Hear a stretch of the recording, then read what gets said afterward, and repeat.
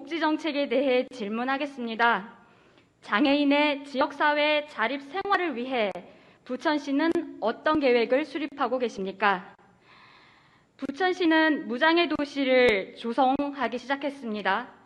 장애인 사회 참여를 위한 프로그램을 운영하고 장애인 인권 침해 예방과 권리 구제를 위한 노력을 지속해오고 있습니다.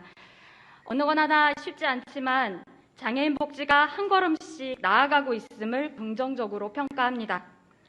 하지만 이런 복지 제도들이 실현 과정에서 장애인의 자율적인 선택을 보장하는 장애인 자립에 실질적으로 기여하고 있는지는 의문입니다. 장애인의 다양하고 근본적인 욕구보다는 행정 편의적 관행을 중심으로 설계되어 있는 것은 아닌지, 장애인 본인의 선택보다는 국가와 지자체가 제공하는 서비스를 장애인들이 임의로 제공받고 있는 상황은 아닌지 점검이 필요합니다. 장애인의 지역사회 자립은 장애인의 자기 결정권과 선택을 중심으로 한 시대적 패러다임입니다. 장애인을 수동적 보호 대상에서 자율적인 인권의 대상으로 인정하는 인식의 전환 과정에 2021년 정부도 탈시설 장애인 지역사회 자립지원 로드맵을 발표한 바 있습니다. 부천시 장애인 복지 증진을 위한 기본 조례 제5조는 모든 장애인은 지역사회에서 행복하게 생활할 권리를 가진다고 명시하고 있습니다. 장애인이 시설에서 나와서, 가정에서 나와서 세상과 만날 권리를 지역사회가 보장해야 한다는 것입니다.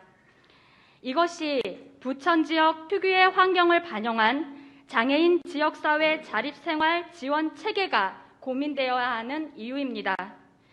장애인의 지역사회 자립을 위해서는 주거지원과 생활지원 서비스가 제공되는 장애인 지원 주택사업과 같은 통합적 사업이 모색되어야 합니다.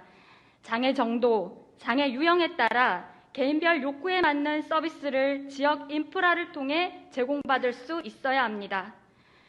거주 이전 중간 단계 체험홈 기능을 강화하고 주거 코디네이터 등 전문 인력을 통한 사례 관리와 활동 지원 서비스 등의 지원 체계가 마련되어야 합니다.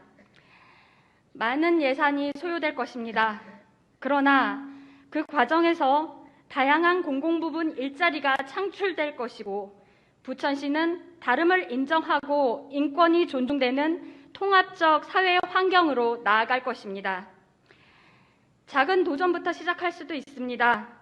부천시가 2021년 장애인 자립지원센터 체험홈을 통해 탈시설 장애인의 자립지원 사업을 시작했지만 정작 수요자를 찾기 어려웠던 과정을 돌이켜보면 그 대상을 재가장애인으로 넓히는 정책 변화를 시도해 볼 수도 있습니다.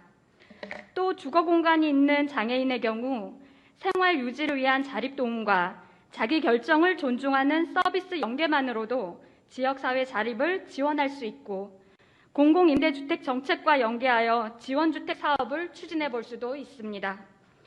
장애인 부모님들로부터 자주 듣는 소원이 있습니다. 내 아이보다 하루 더 사는 것.